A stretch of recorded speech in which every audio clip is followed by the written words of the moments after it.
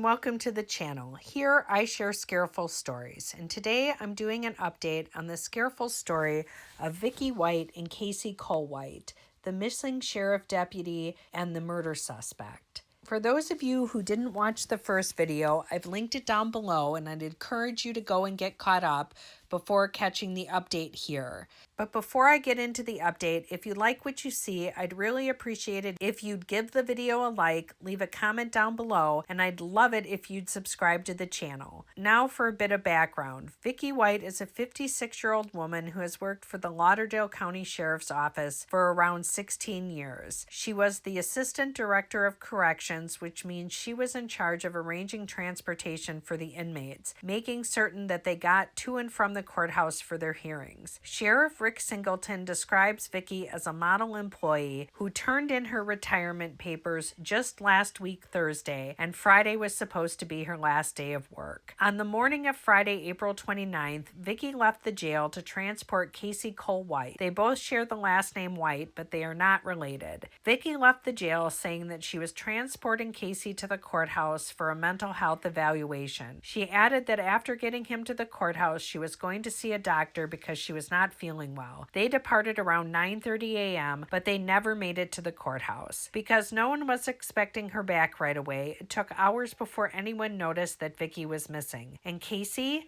How was it not immediately reported that he didn't show up to the mental health evaluation? Well, that's because there was no mental health evaluation scheduled for him. Vicky's patrol car was seen around 11 a.m. in a shopping center parking lot, but it wasn't until hours later, closer to around 3:30, that the officers really became concerned. When Vicky never returned to work, other officers who were trying to get in touch with her found that their calls were going straight to voicemail and none of their messages were returned. It's then that they realized that Casey Cole White had never been brought back to the jail, and alarm bells started sounding in their heads. Both were missing. Sheriff Singleton says that Vicky was armed with a 9mm handgun, and so the assumption is that now Casey White is also armed. The Sheriff's Department had a 2-officer escort policy for inmates like Casey White who are charged with serious crimes. That means that 2 sworn deputies are to be with him anytime he is being moved. Vicky White knew this and yet broke protocol to transport Casey Cole White alone. Casey has a bit of a history with crime.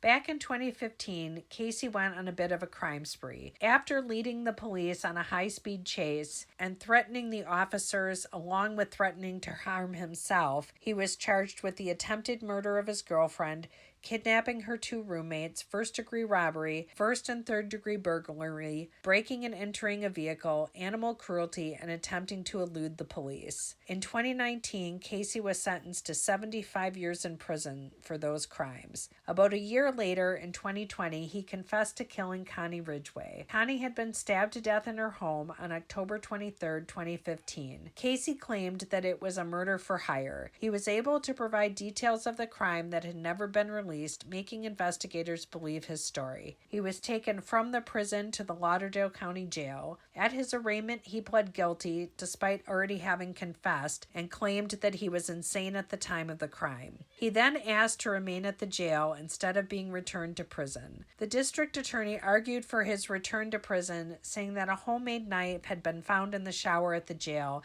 and it was believed that Casey was planning an escape attempt. The court agreed that prison was a better place to house him, and so he was returned. In a press conference today, the sheriff said that Casey was returned to the jail this past February due to upcoming hearings before his trial this summer. And now for a few quick updates. An arrest warrant was issued today for Vicky White for permitting or aiding an escape. The U.S. Marshals are also offering a $10,000 reward for information leading to the capture of Casey White and Vicky White. The U.S. Marshals specialize in tracking down fugitives, so I'm sure they will do Tommy Lee Jones proud and track these 2 down. Another thing I want to clarify is that in some of the earlier reports, it said that Casey White was 6'6". He's actually 6 feet 9 inches tall, so even taller than what we originally were told. The pair was seen on surveillance video leaving a vehicle in the parking lot of a shopping center. But the video is apparently taken from a bit of a distance, and so it's not completely clear where they went or exactly what happened after they parked the car. Investigators have received some tips and are trying to track down the identification of a potential vehicle that they escaped in. The sheriff did a press conference, and at the press conference, he talked about how Vicky kind of aided in the escape, and not just that she drove him, but that prior to her having him brought up to be transported, 2 different transport vans had already been loaded with inmates and had left, each with 2 deputies in the vans to go to the courthouse. And that's when, after those vans left, is when Vicky called and asked for Casey Cole White to be brought out of his cell and brought up for transport.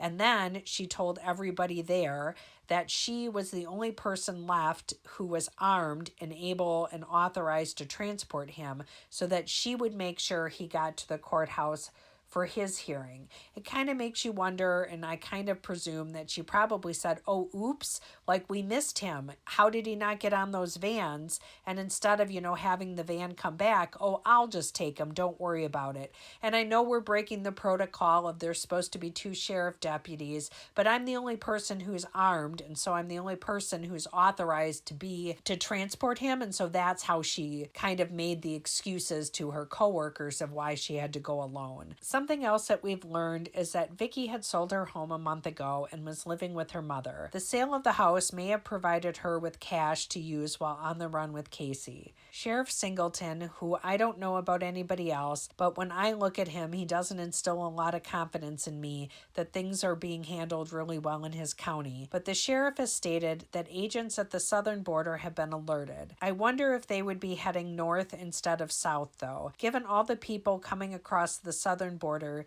maybe that would be the way to go, but I think there are lots of places to also cross the Canadian border where there's no checkpoints or guards or fencing. Of course, what they would do once they were in Canada is a different question.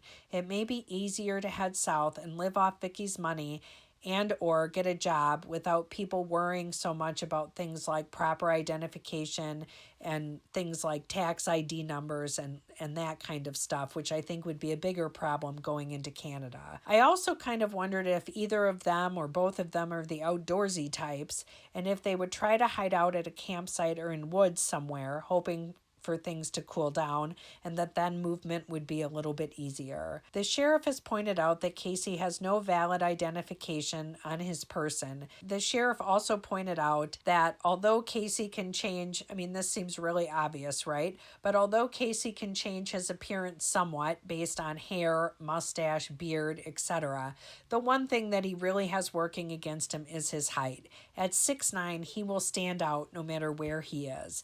It becomes really hard to hide in a crowd when you're standing above the crowd. The way this is all worked out really makes me wonder about him admitting to killing Connie Ridgway. Why would he ever admit to a crime that would lead to him facing the death penalty? He was already serving 75 years in prison, so there's no reason for him to then call up the sheriff and say, hey, guess what? I also killed Connie Ridgway, and now maybe you can put me in the gas chamber for that. I've read nothing saying that he was on the investigators' radar for that crime anywhere, and that crime was committed back in 2015, and he confessed 5 years later.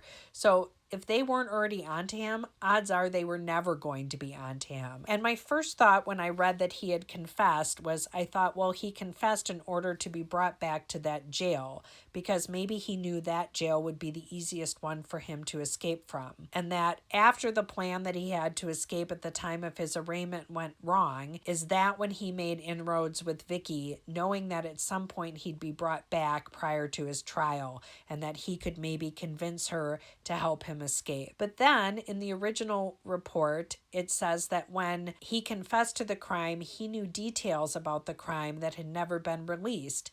And so then I thought, well, no, he didn't confess to killing Connie just to get back to the jail, he actually probably had something to do with that. But what if, and this is just me throwing things out there, what if he had been an inmate at the jail in the past, knew Vicky from then, and what if they already had some kind of rapport or relationship going, and so once he was sentenced to that 75 years in prison for the crimes against his ex-girlfriend and her friends, what if he then got Vicky to give him some insider information about the Connie Ridgway case, with both of them knowing that him confessing would get him back to the jail where she worked and was responsible for the transportation.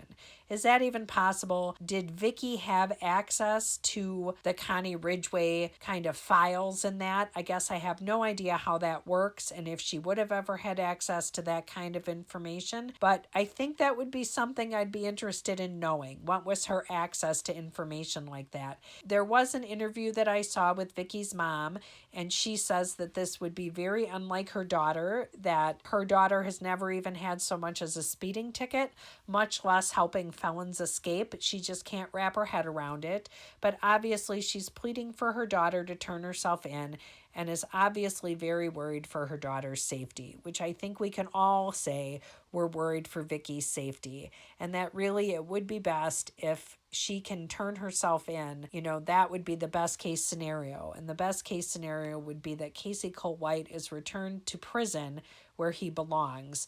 Whether he killed Connie Ridgway or not isn't really the point. He's not a great guy, and he's a dangerous guy, and so he should be in prison. Well, that's all I've got for now. Let me know your thoughts on these latest developments, and as always, I'll try to keep you up to date. Thanks for watching, and again, leave a comment down below, give the video a like, and consider subscribing to the channel. Thanks, guys, and until next time, stay safe and stay careful.